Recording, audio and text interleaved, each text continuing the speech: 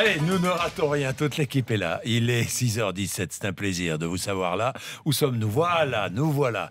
Vous allez bien ce matin? Racontez-nous, qu'est-ce que vous faites d'ailleurs? Envoyez-nous un bonjour, n'est-ce pas Charles?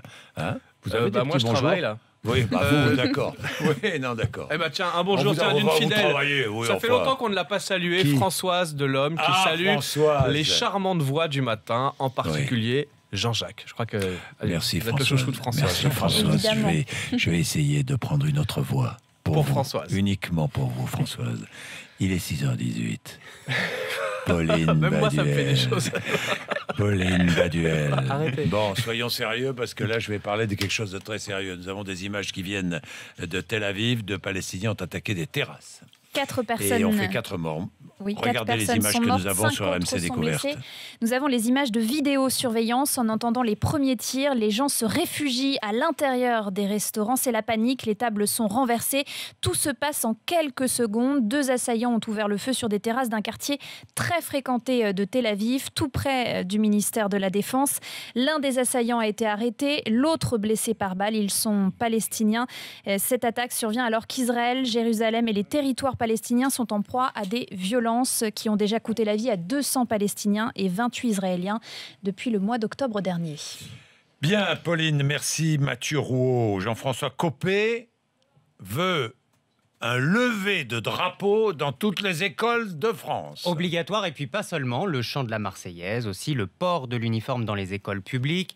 Il veut, je cite, redonner l'amour de la France, l'amour de la collectivité, le sentiment de partager une communauté de destin, remobiliser la nation. Il ne s'agit évidemment pas de transformer les écoles en casernes, mais d'assumer sans complexe qu'on a trop reculé sur le patriotisme et l'amour de la France. Autre chose, les Français travaillent moins qu'avant. En 10 ans, 45 minutes de moins par semaine pour les salariés et 4 heures de moins même pour les indépendants. C'est encore plus net, résultat des statistiques du ministère du Travail. Pourquoi ? Eh bien, souvenez-vous, le fameux « travailler plus pour gagner plus » qui avait encouragé les heures supplémentaires, dispositif qui a été supprimé par François Hollande. Et depuis, le temps de travail diminue, mais pas la productivité des salariés. Bakary Sagna aime le peuple roumain. Charles Magnin. Et Bakary Sagna, arrière-droit de l'équipe de France, interrogé, conférence de presse par une journaliste roumaine.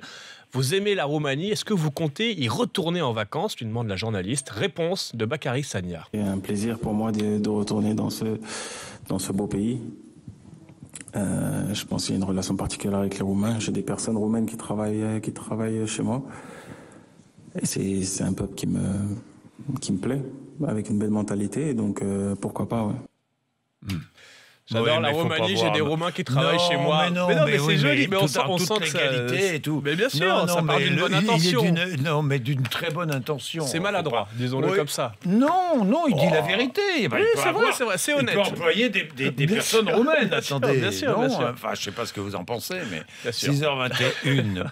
Tiens, Charles, un nouveau nom pour la région Aquitaine, Limousin, Poitou-Charentes. Nouvelle-Aquitaine. Alors, il y a encore un peu de suspense. Nouvelle-Aquitaine, ce sera le nom de la région. Comme on a la Nouvelle-Calédonie, le Nouveau-Mexique, la Nouvelle-Angleterre, on aura la Nouvelle-Aquitaine. Ce sera officiel le 27 juin, mais a priori, c'est le nom qui se dégage. On aura donc échappé à Royal-Aquitaine, Belle-Aquitaine, Grande-Aquitaine. Royal-Aquitaine, ça faisait un peu Poitou-Charentes. Exactement. Ou encore Aquitania, qui a longtemps tenu la corde. Moi, je trouvais que c'était pas mal, Aquitania. C'était plus original que Nouvelle-Aquitaine. Plus exotique. Quand on dit Nouvelle-Angleterre ou Nouveau-Mexique, ça ne choque personne. Ah bon, d'accord. Bon, alors, dites-nous, vous habitez cette région.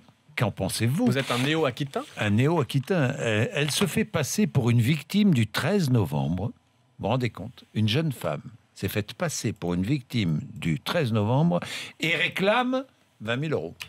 Elle a 24 ans. Elle se présente en décembre dernier au commissariat des Mureaux, le bras en écharpe. Elle explique aux enquêteurs qu'elle est une victime des attentats du 13 novembre et elle raconte tout en détail. Sa soirée au bar Le Carillon, l'attaque de la terrasse. Elle montre une photo de son bras déchiqueté par une explosion, dit-elle. Elle montre aussi des certificats médicaux. Elle demande réparation, elle espère toucher 20 000 € et elle demande dans combien de temps l'argent va tomber sur son compte. Et c'est cette attitude un peu bizarre qui va mettre la puce à l'oreille des enquêteurs qui se rendent compte rapidement que tout est faux. Il n'y a pas eu d'explosion d'abord au Carillon, c'est une fusillade. Ces certificats médicaux ont été trafiqué. La photo de son bras a été récupérée sur Internet, sur Google Images.